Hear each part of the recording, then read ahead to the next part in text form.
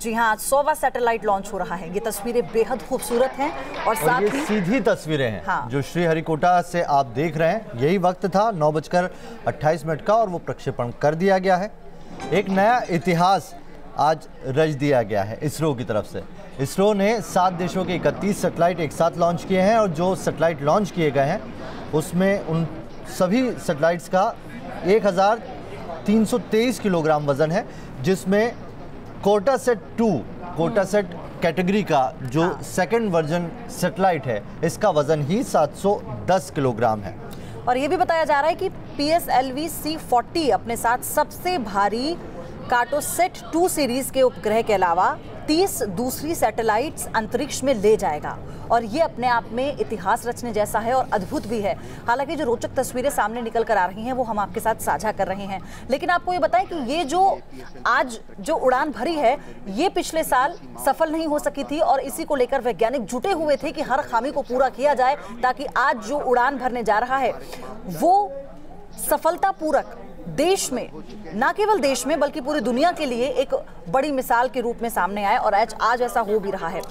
कोशिश यही है कि इस जो एक चीज़ें रुक गई थी उसे वापस से पटरी पर लेके आया जाए। आपको बता दें कि भारतीय उपग्रहों में एक 100 किलोग्राम का माइक्रो सैटेलाइट है, साथ ही एक 5 किलोग्राम का नैनो सैटेलाइट शामिल है। बाकी 28 सैटेलाइट हैं वो अन्य 6 देशों के हैं, जिनमें कनाडा, फिनलैंड, फ्रांस, दक्षिण कोरिया, ब्रिटेन और अमेरिका के 31 कुल उपग्रह हैं। सभी का वजन 1323 किलोग्राम है। और अगर पृथ्वी अवलोकन की बात करें तो उसके लिए 710 किलोग्राम का कार्टोसेट 2 सीरीज मिशन का प्राथमिक उपग्रह है ये, और इसके साथ सहयात्री उपग्रह भी है और जिसमें कि 100 किलोग्राम का माइक्रो और 10 किलोग्राम का नैनो उपग्रह भी शामिल है। आपको ये बता दें कि कार्टोसेट 2 जो सेकंड कैटेगरी का ये सैटेलाइट है, ये लग जाने के बाद, ये अपनी ध्रुवी में आ जाने के बाद बहुत महत्वपूर्ण हो जाएगा। ये मौसम की जानकारी बताएगा, साथ ही इसमें कई एडवांस कैमरे लगे हुए हैं जिसके जरिए ये अलग अलग तरीके से पृथ्वी का अवलोकन करेगा। उच्च गुणवत्ता वाले जो चित्र है वो पृथ्वी पर भेजेगा, जिसका इस्तेमाल न सिर्फ शहरी बल्कि ग्रामीण नियोजन में होगा, पानी को देखने के लिए होगा, तटों के आबंधन को करने को होगा। और अभी इससे पहले हम एक रिपोर्ट दिखा रहे थे कि 3 कृत्रिम झील ब्रह्मपुत्र पर बनी है और वो भारत के लिए आने वाले वक्त में तबाही मचा सकती है। तो ये सैटेलाइट उस तरह की चीजों के अवलोकन के लिए भी बेहद अच्छा और इसमें एक भारतीय माइक्रो सैटेलाइट और एक नैनो सैटेलाइट के अलावा 28 छोटे विदेशी उपग्रह भी शामिल हैं। तो आप समझ सकते हैं कि इस पर कितनी मेहनत की गई होगी हमारे वैज्ञानिकों के जरिए, और जो तमाम खामियां पिछले साल पाई गई थी जिस वजह से ये जो उड़ान है ये सफल नहीं हो पाई थी, अब इसे पूरी खामियों को दुरुस्त करने के बाद आज अंजाम दिया जा रहा है और सीधी तस्वीरें हम आपके साथ साझा कर रहे हैं। जी, पिछले साल 31 अगस्त को, जो अभी पयोधी मेरी सहयोगी बता रही थी, 31 अगस्त को PSLV रॉकेट से वो उपग्रह छोड़े गए थे।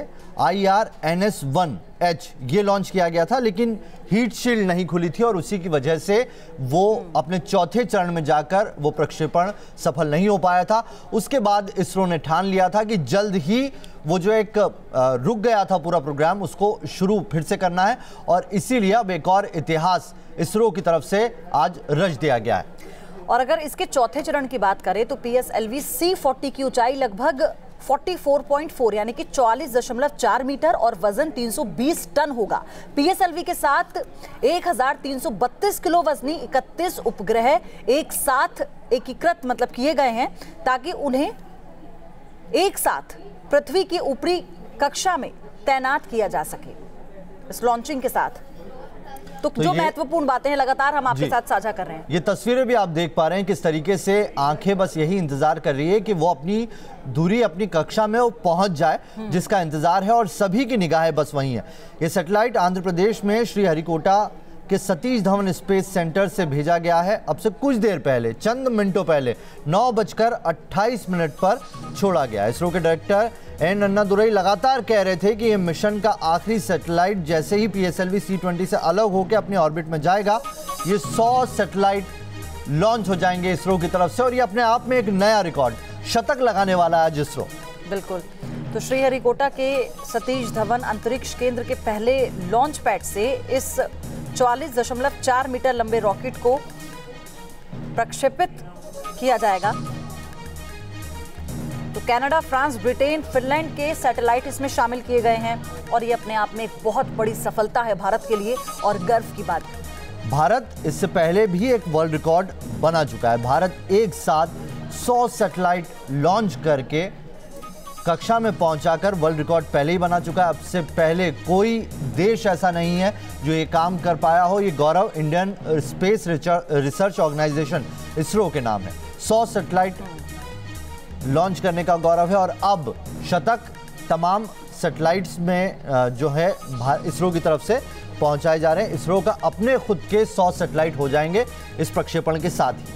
और आपको ये भी बता दें, अगर सहयात्री उपग्रहों की बात करें तो उसमें भारत का माइक्रो और एक नैनो उपग्रह शामिल है, जबकि 6 अन्य देशों जिसमें Canada, Finland, France, Korea, Britain और अमेरिका के 3 माइक्रो और 25 नैनो उपग्रह शामिल किए जा रहे हैं। जिस वाहन जो रॉकेट वाहन बना है इन 31 उपग्रहों को ले जाने के लिए, ये PSLV, इसकी क्या खासियत है वो आप टेलीविजन स्क्रीन पर देख रहे हैं। ये सबसे अच्छा जरिया माना जाता है। PSLV इसलिए खास है, 1993 में इसने कई भारतीय और 180 विदेशी सैटेलाइट्स स्पेस में पहुंचाए हैं। 104 सैटेलाइट्स लॉन्च करने का जो वर्ल्ड रिकॉर्ड था उसमें भी PSLV के एक्सेल वर्जन का इस्तेमाल हुआ था। तो PSLV सबसे सफल माना जाता है। 39 उड़ान के साथ ही PSLV दुनिया का सबसे भरोसेमंद सैटेलाइट लॉन्च व्हीकल बन गया था। 2008 में मिशन चंद्रयान और 2014 में मंगलयान भी इसी के जरिए पूरा किया जा सका है। यानी कि PSLV इतना ज्यादा सफल है, टेस्टेड है और हमने जब भी इसका इस्तेमाल किया है वो हमेशा अपनी धुरी में पहुंचाकर ही सैटेलाइट्स को इसने दम लिया है।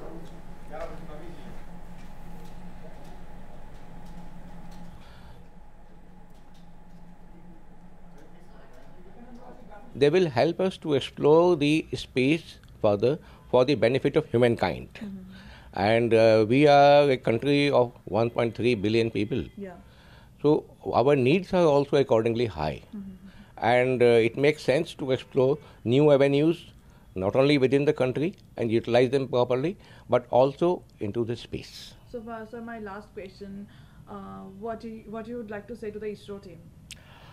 I would like to congratulate the team for this grand success, and especially today the new chairman, Dr. K. Sivan, is taking over, and my congratulations to him for taking over and for this successful mission. Of course, he has had a large number of successful missions to his credit earlier also, but as a chairman, it will be the first successful mission, and my all the best to him and his team. Okay, thank you so much, sir. Thank you. तो एक बड़ा दिन है और उस दिन के लिए सभी खुश हैं। किस तरीके से इसरो एक नया इतिहास रचेगा और उसी इतिहास के लिए सब गवाह बनने जा रहे हैं और टेलीविजन स्क्रीन पर आप भी गवाह बन रहे हैं, आप देख पा रहे हैं। तो आसमान में भारत की आंख बनेगा अब कार्टोसैट 2 और जो तमाम इसकी खूबियां हैं वो आपके साथ हम साझा भी कर रहे हैं और समझाने की कोशिश भी कर रहे हैं कि किस तरह से ये बहुत उपयोगी होने वाला है। क्या खामियां पिछली बार इसमें रह गई थी जिनको दुरुस्त किया है इस बार वैज्ञानिकों ने मिलकर और एक सफल लॉन्चिंग को अंजाम देने की कोशिश पूरी की जा रही है। आपको ये भी बता दें कि इसरो और अंतरिक्ष कॉर्पोरेशन लिमिटेड के बीच हुए व्यापारिक समझौते के तहत इन 28 अंतर्राष्ट्रीय उपग्रहों को प्रक्षेपित किया जाएगा।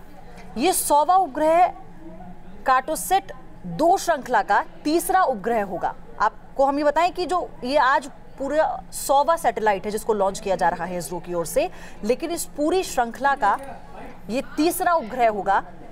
ये मौसम की जानकारी बताएगा, ये 3rd वर्जन है उसका, अलग अलग तरीके की तस्वीरें हम तक पहुंचाएगा।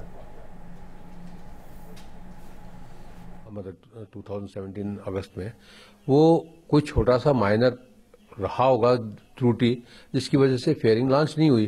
वो त्रुटि को इस बार मैंने आपको पहले बताया था कि उसको एड्रेस कर लिए गए। तो मैं एक बात और कहना चाहता हूं कि ऐसे फेल्योर, हीट शील्ड की वजह से फेल्योर दुनिया में ज़्यादा नहीं है, ये बहुत रेयर है, लेकिन कभी रेयर चीज़ें भी हो जाती हैं। और उसकी हमने पता नहीं कितने हंड्रेड्स ऑफ टाइम उसका एक्सपेरिमेंट किया है ग्राउंड पर। हीट शील्ड को ऐसे ही नहीं लॉन्च करते हैं। तो उसके बाद में लेकिन अब हो गया, इस बार सब सारी प्रिकॉशन ले ली गई है, चक बिल्कुल सही दिशा में जा रहा है। और मैं देख रहा हूँ कि जो ट्रेसिंग्स हैं प्रॉपर हैं और या मैन्योर किया गया है और श्रीलंका को अवॉइड कर दिया गया है। और मैं सोचता हूँ कि अभी मतलब 16-17 मिनट में कार्टोसैट 1 ऑर्बिट में होगा उसके बाद में जो भी उनका शेड्यूल है, तो 28 जो सैटेलाइट है वो भी ऑर्बिट में होंगे, और फिर वो 505 किलोमीटर की ऑर्बिट है।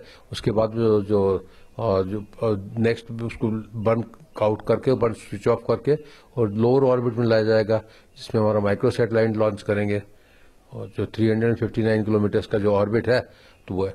तो ये आप ये देखिए कि ये बहुत बहुत ऊंची सफलता है इसरो के लिए। मैं छोटी बड़ी मैं नहीं मानता, सैटेलाइट बिल्ड करना है, हमने 100 सैटेलाइट बनाए हैं, 100 सैटेलाइट तक पूरे कर दिए सैटेलाइट बनाने में। और जहां तक मुझे ध्यान है, ये हमारा जो है ये सैटेलाइट है 208वां सैटेलाइट है जो फॉरेन का लॉन्च किया, जो विदेशों के लॉन्च किया हमने हमारी रॉकेट पर।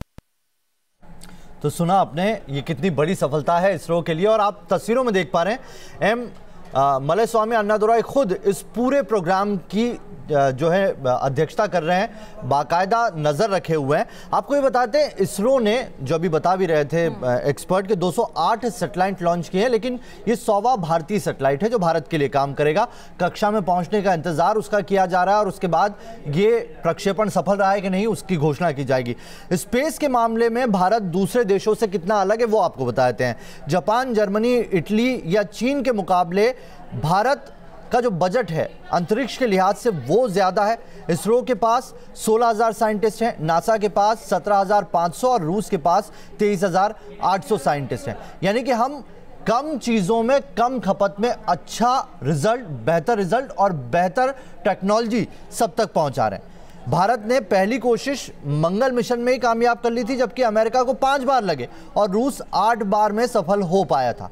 तो भारत कितना ज्यादा अलग है और इसरो की उसमें कितनी बड़ी भूमिका है और वो साफ तौर पर देखा भी जा सकता है, क्योंकि जिस तरह से इस पूरी लॉन्चिंग को सफल बनाया जा रहा है वो अपने आप में अद्भुत है। और साथ ही इतिहास रचने के साथ साथ आपको ये भी बता दें कि हम जैसा कि आपको इसके इतिहास के बारे में भी बताते चल रहे हैं, तो कुल 28 अंतर्राष्ट्रीय सहयात्री उपग्रहों में से 19 अमेरिका, 5 दक्षिण कोरिया और 1 कनाडा, फ्रांस, ब्रिटेन और फिनलैंड के हैं।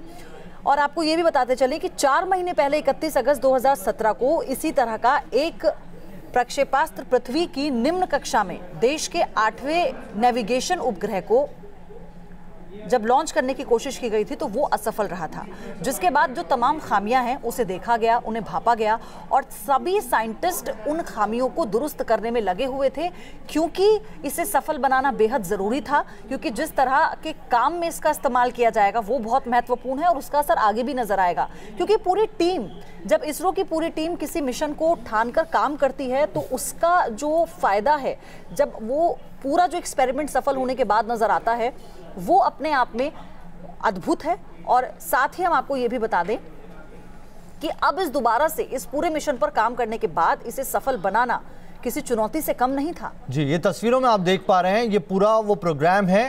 पहली कक्षा को पार कर चुका है, दूसरी कक्षा को 350 किलोमीटर के बाद अब वो सैटेलाइट को जो है अपनी धुरी में उतार देगा, छोड़ देगा और उसी के साथ ये प्रक्षेपण सफल हो जाएगा। यानी कि बस थोड़ा सा इंतजार और बाकी है। पीएसएलवी की हम बात कर रहे थे। पीएसएलवी एक साधन है, जरिया है सैटेलाइट्स को ले जाने का और सबसे सफल सैटेलाइट जरिया माना जाता है पीएसएलवी। भारत में पीएसएलवी अब हम खुद के बनाते हैं। भारत में एक पीएसएलवी रॉकेट की लॉन्चिंग के लिए करीब 100 करोड़ रुपए की लागत आती है। वहीं रूस के रॉकेट 455 करोड़ रुपए के होते हैं। अमेरिका, चीन और यूरोप के रॉकेट की एक उड़ान की लागत 6000 करोड़ रुपए से ज़्यादा होती है। उसी हिसाब से आप अंदाज़ा लगा सकते हैं कि भारत में इसरो कितनी किफ़ायत के साथ और किस टेक्नोलॉजी के साथ काम कर रहा है कि बड़े बड़े देश हमारा लोहा मानते हैं। और इस सैटेलाइट को आई इन द स्काई का नाम दिया गया है। ये वो तस्वीर, वो अद्भुत तस्वीर, पहली तस्वीर सीधी आपके साथ साझा कर रहे हैं इसकी लॉन्चिंग की। और ये काम जब साइंटिस्ट करते हैं तो नवीद कितना एक्सपेरिमेंट, कितना शोध इसमें किया जा रहा है। हम ये बात कर रहे थे अभी कि इसरो के पास जो 16,500 साइंटिस्ट हैं उसमें टीम होती होगी अलग, और एक वैज्ञानिक अपनी जिंदगी में जो खुद प्रोडक्ट बनाता है। ऐसे 2 या 3 सैटेलाइट होते हैं जो वो खुद बनाता है और वो सफल होते हैं। पूरी जिंदगी साइंटिस्ट की यहाँ लग जाती है।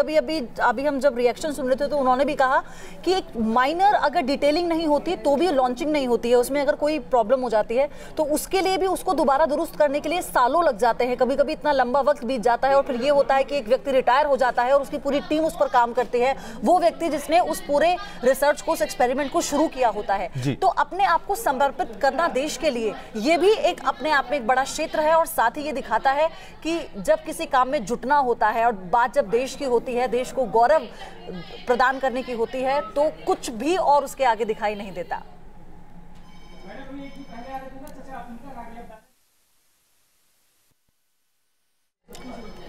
तो किस तरीके से देखिए अब इंतजार किया जा रहा है प्रक्षेपण सफल हुआ है नहीं है। पयोधी आप बता रही थी कि कैसे एक आदमी साइंटिस्ट जो होता है पूरी ज़िंदगी में काम करता है और उसकी टीम यही कोशिश जद्दोजहद में लगी रहती है कि वो जो काम कर रहा है वो सफल हो जाए और उसका फ़ायदा हमारे देश को मिल सके। 31 अगस्त की हम बात कर रहे थे, इसरो ने लॉन्च किया था मिशन, वो फेल हो गया था। उसमें PSLV C-39 का इस्तेमाल किया था, बैकअप नेविगेशन सैटेलाइट को लॉन्च किया गया था, लेकिन उसका हीटिंग जो पैड था वो खुला नहीं, सैटेलाइट बाहर नहीं निकल पाया और वो प्रक्षेपण सफल नहीं हो पाया। यानी कि वो सैटेलाइट अपनी कक्षा में पहुंच ही नहीं पाया और वो मिशन इसलिए फेल हो गया था। तो एक पूरी यूनिट काम करती है, कई सारे वैज्ञानिक मिले होते हैं, लेकिन उसका असर, उसका फायदा तभी होगा जब ये मिशन सक्सेसफुल होगा।